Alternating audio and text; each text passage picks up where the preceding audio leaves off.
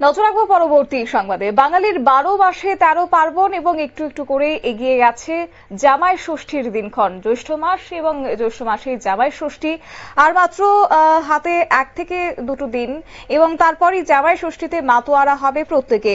এবং বিশেষ করে এই জামাই ষষ্ঠীর মানে কিন্তু ভুরি ভোজ এবং পাতে বাঙালির পাতে ইলিশ না হলে এক প্রকার যেন জমে না জামাই ষষ্ঠীর দিন। যদিও সেক্ষেত্রে বর্তমান সময়ে বাংলাদেশে আগের মতো সম্পর্ক না থাকলেও ষষ্ঠীর বাজারে আসতে শুরু করেছে ইলিশ মাছ। তবে ইলিশ আমদানি এবারে ষষ্ঠীর বাজারে অনেকটাই কম। চাহিদার তুলনায় যোগান কম হওয়ায় সেই অর্থে বলাই চলে যে দামের ঊর্ধ্বমুখিতা হবেই। আর সেই ছবি আজ এক প্রকার রাজ্যের বাজারগুলিতেও ধরা পড়ছে। জামাই ষষ্ঠীর দিন প্রত্যেকেই চায় যে পাতে একটা ইলিশ হোক, তাই সেক্ষেত্রে এবার ষষ্ঠীর বাজারে অনেকটাই সেক্ষেত্রে আমদানি একেবারেই কম হচ্ছে এবং যার কারণে রীতিমতো ঊর্ধ্বমুখী হচ্ছে বাজার দর। বিশেষ করে চাহিদার তুলনায় কম হওয়ায় ষষ্ঠীর বাজারে এখন ইলিশ মাছের দাম কিন্তু অধিক রয়েছে। তবে বাংলাদেশের তাজা ইলিশ বাজার পৌঁছচ্ছে এবং আরো আমদানি হচ্ছে বলে বটতলা বাজারের মাছ ব্যবসায়ীদের একটা অভিমত তারা তুলে ধরেছেন। কি বলছেন তারা শোনাবো।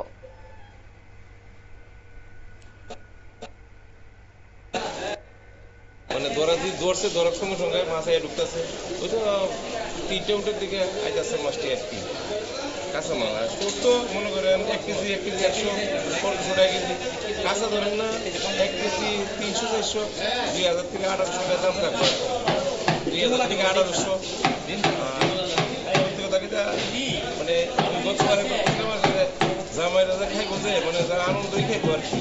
বাংলাদেশ কি থেকে কি বৈধভাবে এসছে কি? বাংলাদেশ থেকে তো জানেনি, বাংলাদেশ তো আগে যে মনে একটা মানে ইন্ডিয়ান লোকের যেমন একটা আন্তরিক ভালোবাসা যেটা আসলো আর কি কম হই, তবুও বাংলাদেশের লোকে মানে তারপরেও কিছু পাঠাতে চাই জামাই তো অনেক আনন্দ। এটা কি বৈধভাবে খাওয়াইবো?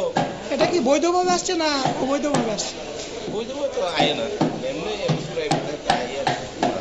মানে মাছের কোয়ালিটি খুব ভালো হইতেছে যদি আইবো আর কি। এখন 1 কেজি 400 300 আবার 1 কেজি 800 1 কেজি 700 এর মতনের মাছ আইবো, মানে কোয়ালিটি খুব ভালো হয়েছে। জামাই শ্বশুররা জামাই রেখা হইব এটা বড় একটা আনন্দের ব্যাপার। নমস্কার। ইলিশ মাছ ষষ্ঠী উপলক্ষে, মেইনলি ষষ্ঠী উপলক্ষে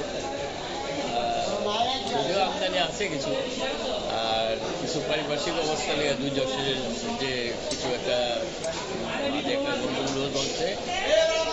আমরা আশা করি ভবিষ্যতে ঠিক হয়ে যাবে যা সমস্যা চলছে। আর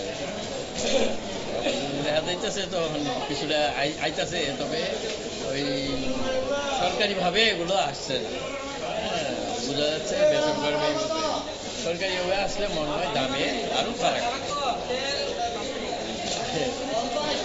জামাই ষষ্ঠী উপলক্ষে সবাই কিছু না কিছু নিব, আর আমাদের তো ইলিশ মাছটার প্রতি একটা যোগ থাকে, কিন্তু দামের লেগে অনেকে পারতেছে না।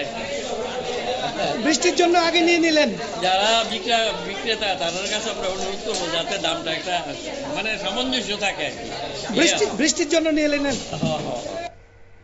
আপনারা শুনলেন একদিকে বিক্রেতা এবং অন্যদিকে ক্রেতাদের অভিমত। উভয় ক্ষেত্রে জানানো হয়েছে যে জামাই ষষ্ঠীর বাজার এক প্রকার জমজমাট হলেও ইলিশের যে চাহিদা রয়েছে সেই চাহিদা অনুযায়ী কিন্তু যোগান সে অর্থে হচ্ছে না। কারণ সাম্প্রতিককালে একটা ধাক্কা পড়েছে ভারত বাংলাদেশের একটা সম্পর্কে এবং সেক্ষেত্রে কিছুটা হলেও আমদানি হচ্ছে বলে যে ব্যবসায়ীরা অভিমত ব্যক্ত করেছেন, সেই অর্থে আগের তুলনায় কিন্তু একটু হলেও কম হচ্ছে আমদানি।